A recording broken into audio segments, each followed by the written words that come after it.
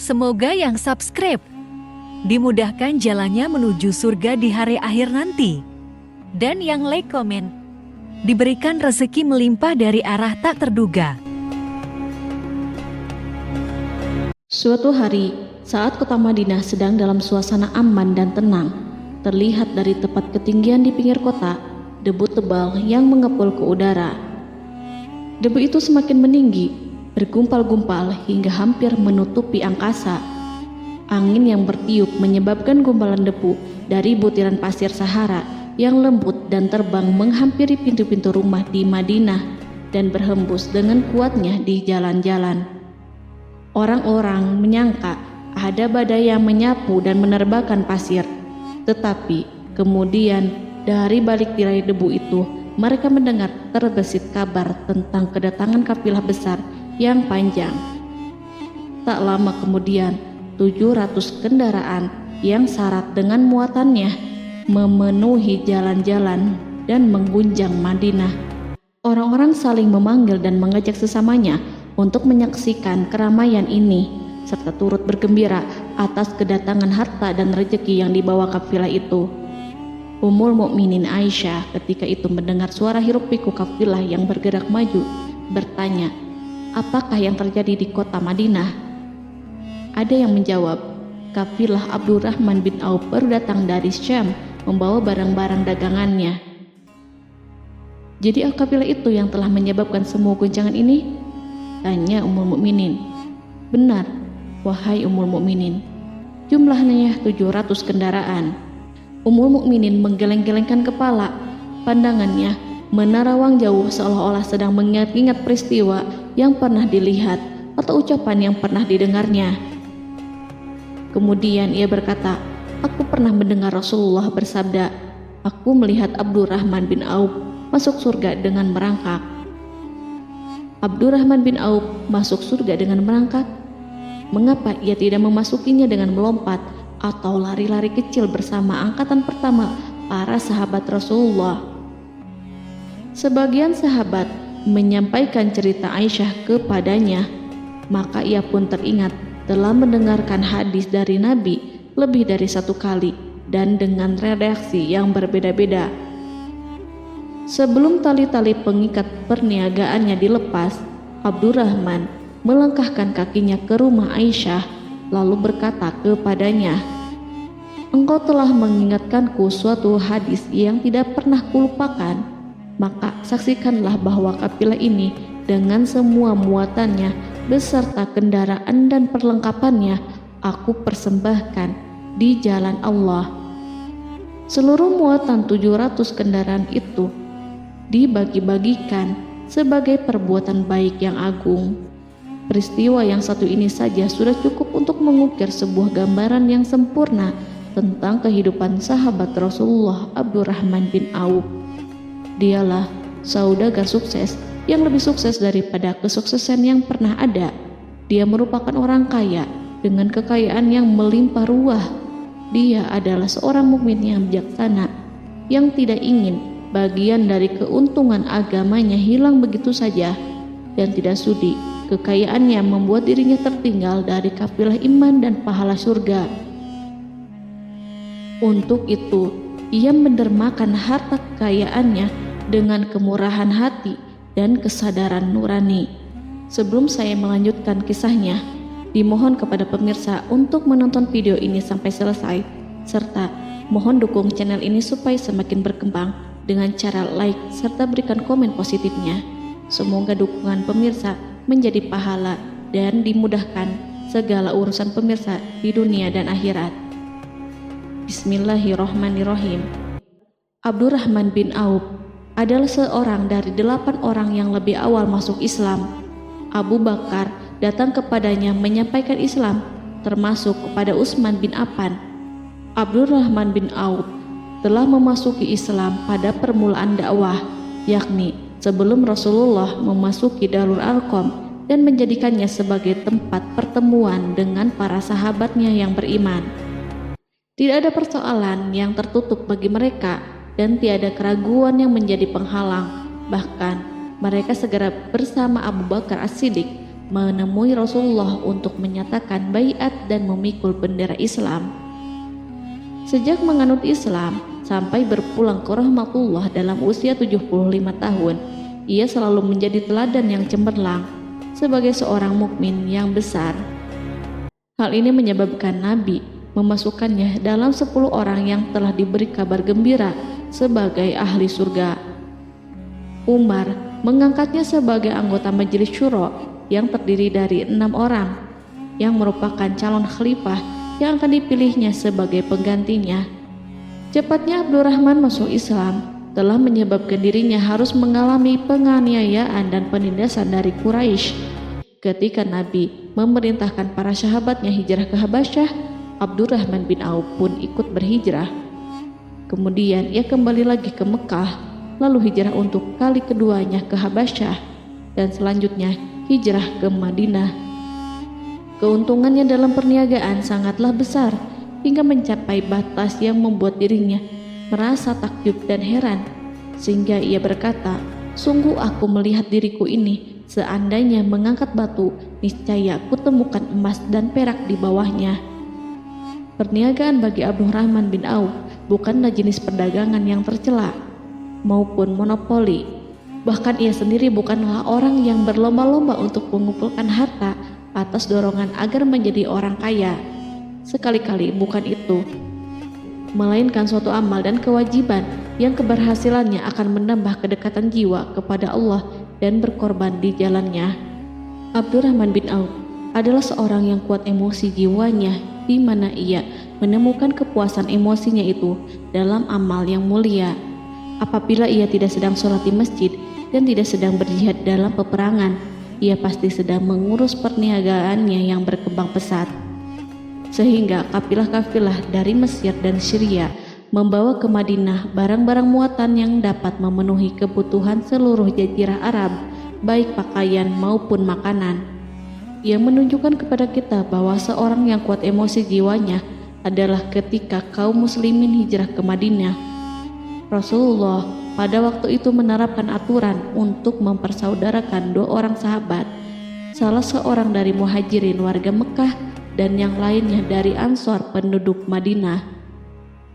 Persaudaraan ini berjalan dengan sempurna hingga membuat hati terpesona. Orang-orang Ansor yang merupakan penduduk asli Madinah membagi seluruh kekayaan miliknya menjadi 2 dengan saudaranya dari kalangan muhajirin. Bahkan istri pun direlakannya. Ketika itu Rasulullah mempersaudarakan antara Abdurrahman bin Auf dengan Sa'ad bin Rabi. Sa'ad bin Rabi berkata kepada Abdurrahman, "Saudaraku, aku adalah penduduk Madinah yang paling banyak harta. Silahkan pilih separuh hartaku dan ambillah. Aku juga mempunyai 2 istri. Perhatikanlah yang lebih menarik hatimu, dan aku akan menceraikannya sehingga engkau dapat memperistri dirinya." Abdurrahman bin Auf pun menjawab, "Semoga Allah memberkahi dirimu dalam istri dan hartamu. Tunjukkanlah kepadaku letak pasar." Abdurrahman pergi ke pasar.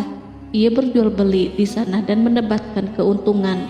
Kehidupan Abdurrahman bin Auf di Madinah, baik semasa Rasulullah maupun sepeninggalnya beliau, selalu ditunaikannya dengan sempurna untuk memenuhi hak agama dan beramal di dunia.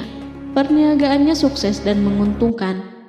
Seperti diungkapkannya sendiri bahwa seandainya ia mengangkat batu dari tempatnya, pasti ia akan mendapatkan emas dan perak di bawahnya.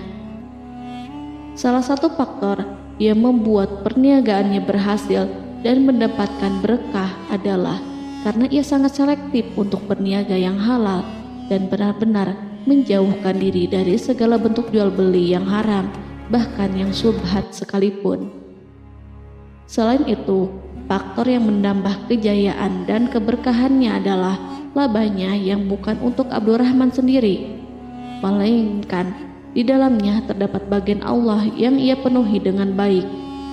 Ia menggunakan hartanya untuk memperkokoh hubungan kekeluargaan dan mengeratkan tali persaudaraan, serta menyediakan perlengkapan yang diperlukan untuk tentara Islam.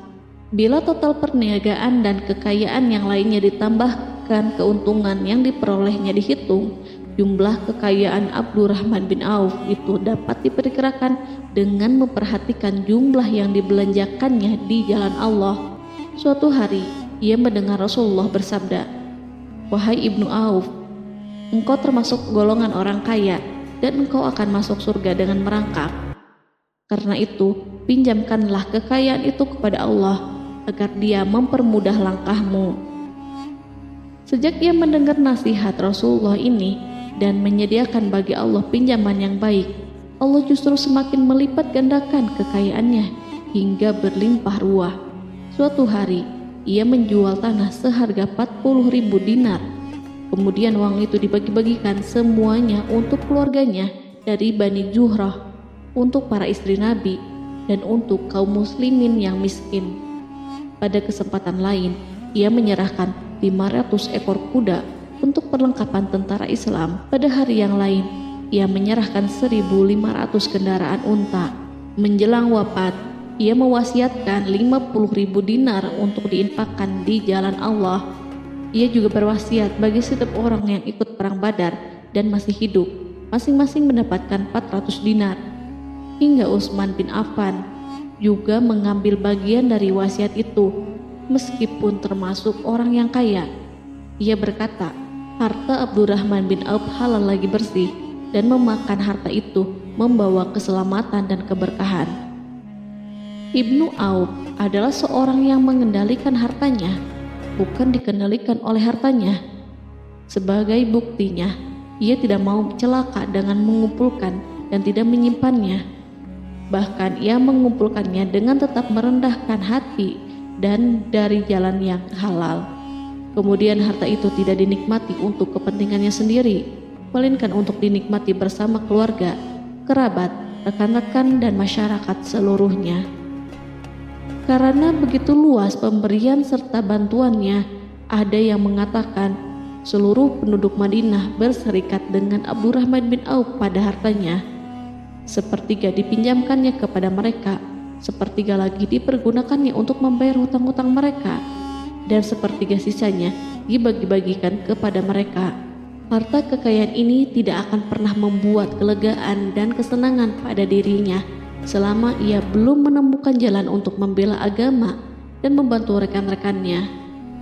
Adapun untuk selain itu, ia selalu merasa khawatir terhadap kekayaannya. Pada suatu hari, dihidangkan kepadanya makanan untuk berbuka karena waktu itu sedang berpuasa. Ketika pandangannya tertuju pada hidangan tersebut, selera makannya pun bangkit. Namun, ia justru menangis sambil berkata, "Mus'hab bin Umair telah gugur sebagai syahid, dan ia jauh lebih baik daripada aku. Ia hanya mendapat kafan sehelai kain yang jika ditutupkan ke kepalanya, maka kelihatan kakinya, dan jika ditutupkan ke kedua kakinya, terbukalah kepalanya. Demikian pula Hamzah yang jauh lebih baik daripada aku.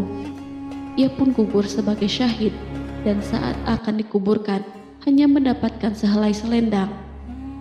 Dunia ini telah dihamparkan kepada kami seluas-luasnya, dan hasil sebanyak-banyaknya telah diberikan kepada kami. Sungguh kami khawatir bila pahala kebaikan kami telah disegerakan balasannya di dunia." Pada peristiwa lain, sebagian sahabat berkumpul bersamanya menghadapi jamuan makan di rumahnya. Tak lama setelah makanan diletakkan di hadapan mereka, Abdurrahman menangis sehingga rekan-rekannya bertanya, "Apa yang membuatmu menangis, wahai Abu Muhammad?" Ia pun menjawab, "Rasulullah telah wafat, dan semasa hidup beliau beserta keluarganya tidak pernah merasakan kenyang makan roti gandum. Apa harapan kita apabila dipanjangkan usia tetapi tidak menambah kebaikan bagi kita?" Demikianlah, kekayaan yang melimpah itu sedikit pun tidak membangkitkan kesombongan dan takabur dalam dirinya. Bahkan orang-orang mengatakan tentang dirinya, seandainya seorang asing yang belum pernah mengenalnya kebetulan melihatnya sedang duduk bersama budak-budaknya, niscaya ia tidak bisa membedakan di antara mereka. Tetapi bila orang asing itu mengenal satu saja sisi jihad Ibnu Auf, dan ujian yang dihadapinya, ia pasti langsung mengetahui siapa dia. Misalnya, ia mengetahui bahwa di badannya terdapat 20 bekas luka di perang Uhud, dan bahwa salah satu dari bekas luka itu meninggalkan cacat pincang yang tidak sembuh-sembuh pada salah satu kakinya. Contoh lain, beberapa gigi serinya rontok di perang Uhud yang menyebabkan kecedalan yang jelas pada ucapannya.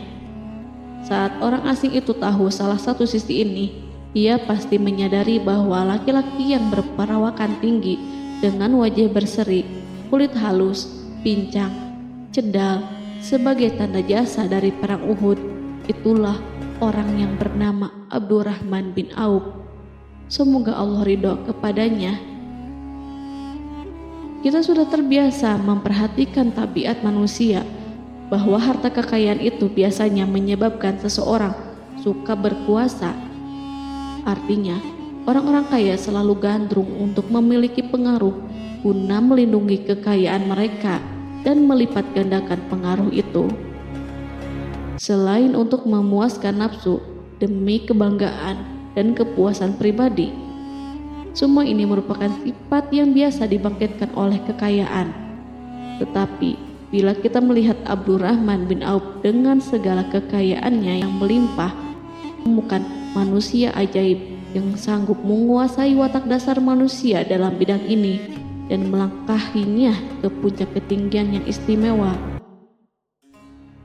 Peristiwa itu terjadi ketika Umar bin Khattab hendak berpisah dengan rohnya yang suci dan memilih 6 orang di antara mereka, para sahabat Rasulullah, agar memilih salah seorang di antara mereka untuk menjadi khalifah yang baru. Pada waktu itu, semua jari menunjuk kepada Ibnu Auf. Bahkan sebagian sahabat telah menegaskan bahwa dialah yang berhak menjadi khalifah di antara 6 orang itu. Namun, ia menjawab, "Demi Allah, seandainya diambilkan pisau lalu ditaruh ke atas leherku, kemudian kalian menusukkannya sampai tembus, itu lebih baik aku sukai daripada menerima jabatan tersebut." Demikian, saat awal 6 orang terpilih itu mengadakan pertemuan untuk memilih salah seorang di antara mereka untuk menjadi khalifah yang akan menggantikan Al-Faruq, Umar bin Khattab, Abdurrahman telah menyatakan kepada mereka bahwa ia telah melepaskan haknya yang dilimpahkan Umar kepadanya sebagai salah seorang dari 6 calon yang akan dipilih menjadi khalifah. Dengan demikian, kewajiban mereka untuk melakukan pemilihan itu terbatas di antara mereka yang berlima saja. Sikat juhudnya terhadap jabatan dan pangkat ini dengan cepat telah menempatkan dirinya sebagai hakim di antara 5 orang tokoh terkemuka itu. Mereka menerima dengan senang hati agar Abdurrahman bin Auf menetapkan pilihan kepada khalifah itu terhadap salah seorang di antara mereka berlima. Ali mengatakan, "Aku pernah mendengar Rasulullah menyifatimu bahwa engkau adalah orang yang dipercaya oleh penduduk langit dan dipercaya pula oleh penduduk bumi." Ibnu Auf akhirnya memilih Utsman bin Affan untuk jabatan khalifah dan lainnya pun menyetujui pilihannya. Itulah hakikat seorang laki-laki yang kaya raya dalam Islam. Apakah Anda telah memperhatikan bagaimana Islam telah mengangkat dirinya jauh di atas kekayaan dengan segala godaan dan penyesatannya itu, dan bagaimana ia menempa kepribadiannya dengan sebaik-baiknya? Pada tahun 32 Hijriah, tubuhnya berpisah dengan roh. Ummul Mukminin Aisyah memberinya kemuliaan khusus yang tidak diberikan kepada orang lain dengan memberikan usulan kepadanya ketika ia masih terbaring di ranjang menuju kematian agar bersedia dikuburkan di pekarangan rumahnya berdekatan dengan Rasulullah, Abu Bakar, dan Umar. Namun ia memang seorang muslim yang telah dididik Islam dengan sebaik-baiknya, sehingga merasa malu bila dirinya diangkat dan disandingkan dalam kedudukan tersebut. Selain itu, ia telah membuat janji dan ikrar yang kuat dengan Utsman bin Maz'un, yakni jika salah seorang di antara mereka meninggal sesudah yang lain, hendaklah ia dikuburkan di dekat sahabatnya itu. Saat rohnya bersiap-siap memulai perjalanan yang baru, air matanya meleleh, sedangkan lidahnya bergerak-gerak mengucapkan kata-kata.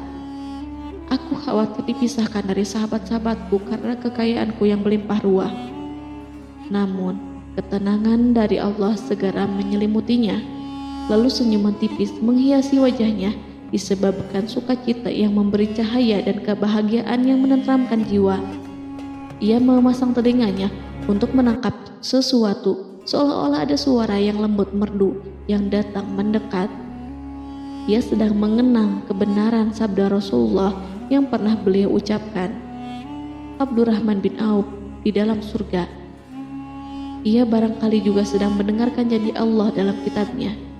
Orang yang menginfakkan hartanya di jalan Allah, kemudian tidak mengiringi apa yang diinfakkan itu dengan menyebut-nyebut dan menyakiti perasaan penerima, maka memperoleh pahala di sisi Rabb mereka. Tidak ada rasa takut pada mereka dan mereka tidak bersedih hati. Quran Surat Al-Baqarah ayat 262.